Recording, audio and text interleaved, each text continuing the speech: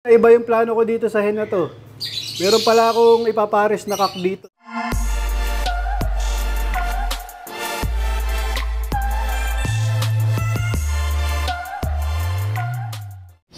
Welcome back mga kalapatids. Siyempre bago tayo tumapak ng loop, tatapak muna tayo dito sa Campion Multicide Disinfectant. Tapos siyempre yung ating mga ginagamit na mga supplements, produkto ng Campion, mga natural na produkto.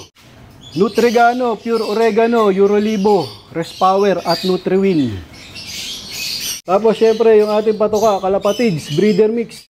Yung mga kalapatids, Lunes nga ngayon. Kakatapos lang namin magpatoka sa mga young bird. Kasalukuyang inuhugasan ni JJBK ang sakulam yung mga patokaan ng young bird namin. Kasi nga meron kaming nilalagay sa patoka. Yan, dumidikit doon sa patokaan, kaya kailangan namin linisin.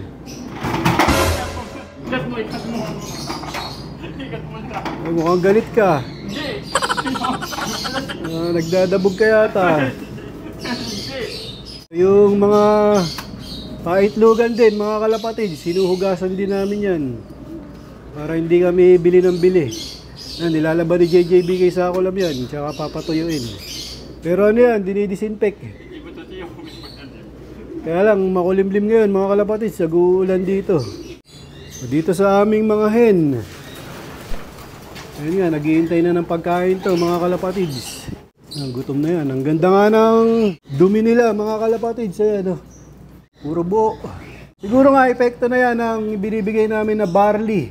Tsaka ng bagong probiotics na ilalabas ng Campion. Ito nga yung B-Pro X3 Powder Probiotics na may kasamang calcium.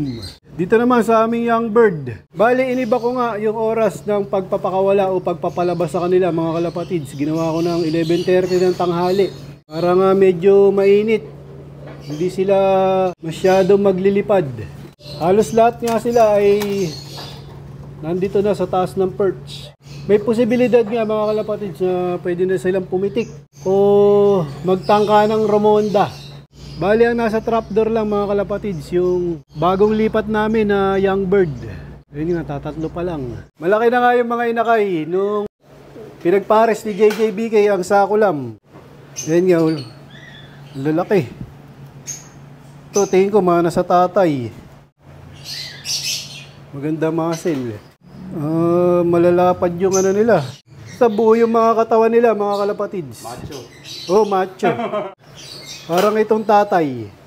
Yan, Yan, lapad, Pero mas mana dito yung yung blue bar. Tingin ko nga sa katawan. Dahil medyo malaki na yung inakay nila mga kalapatids. Aawatin ko na rin to. Magpapahingahin ko na muna tong hen. Kumbaga, naiba yung plano ko dito sa hen na to.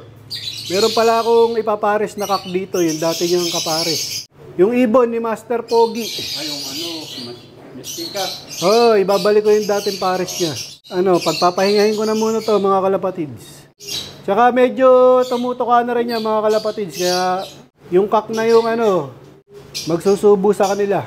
Itong hen, ipapahinga ko na mga kalapatids. Malaya na yung hen. Makakapagaspas na yun dyan. Napansin ko nga mga kalapatids, yung mga ibon namin ay pinares sa mga maliliit na cage. Kapag nililipat namin dito, parang natutuwa sila mga kalapatids. Kasi nga, malaki ulit yung kikilusan nila. Makakalipad sila dito at makakapagaspas. Tapos, at the same time, makakaligo din sila sa batya na may tubig. Weekly. Gutom na yung aming mga stock hen, mga kalapatids. Papakainin natin sila. Yan nga, 50-50 ulit. 50% kalapatids. Tapos 50% barley.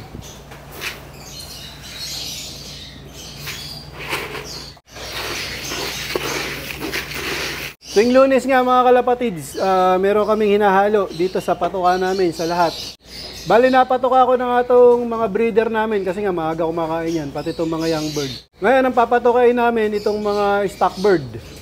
Bali tuwing Lunes nga, ganito yung nilalagay namin. Bali to, bawang, sibuyas, tsaka luyang dilaw, tsaka lemon. So nakita nga natin to kay lahi ni Adanlop. Ito yung binibigay niya. Baga natural. Ngayon binibigay ko to tuwing Lunes. Pero ang binibigay lang niya, lemon, sibuyas, saka bawang. So nilagyan ko lang ng luyang dilaw mga kalapatids. So bali halo natin sa patuka nila.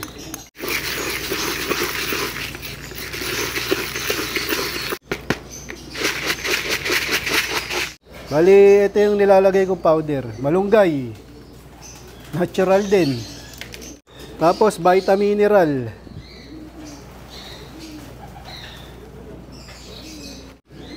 Yan, bibigay natin doon sa stockbird. So, ito nga yung binibigay namin tuwing Lunes. Bali, bukod sa patuka, yung sumusobra mga kalapatids, nilalagay na rin namin sa tubig nila. Ayan o. Uy, ba't ako nagpatuka? Dapat ikaw to ah. Naisahan ako ni JJB kay sa ako lang ah. Ayan, sibot na nagpapatawa, hindi na ako.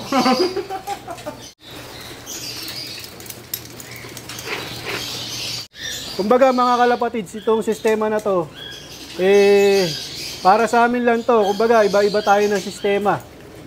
Kung ano yung sistemang tingin nyo mapapaganda yung mga kalapati nyo, para sa akin yun yung gawin nyo. Ito ang pagbibigay ng bawang, sibuyas at lemon, nakita ko lang din kay lahi ni Adanlop. Nakita nyo naman, nagpapanalo siya sa binibigay niya. Natural yung approach niya doon sa mga kalapati niya. So, wala namang masama kung i-apply natin sa ating mga alaga kung makakatulong at mapapaganda yung pagkakalapati natin. So yan, maayos silang kumain. Tsaka napansin ko nga maganda yung dumi nila. Si JJBK naman ang magpapakain sa mga barako.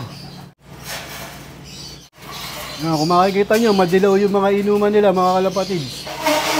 Nilagyan namin yan ng yun nga, yung hinalo ko sa patuka. Baga, sa patuka at sa tubig. Yan yung nilalagay namin tuwing Lunes ng umaga. So, tuwing Lunes ng umaga lang namin ginagawa yung mga kalapatid. Sa hapon, plain water at plain patuka na. Bali, ito na kayo mga anak ng aming mga breeder dito sa colony. Yan, medyo malalaki na. Yung iba, nailipat ko na. Yan. Tulad dito. Yung kak na lang yung natira dito, wala na yung anak niya, tsaka yung hen. Shoutout po kay Ruel Ramos, salamat sa tulong. Ingat palagi dyan sa USA, Sa US. Ingat palagi dyan, boss. Salamat po na marami. Ayun. Maraming salamat, Boss Ruel Ramos. Lagi nga niya tinutulungan si JJBK ang Sakulam.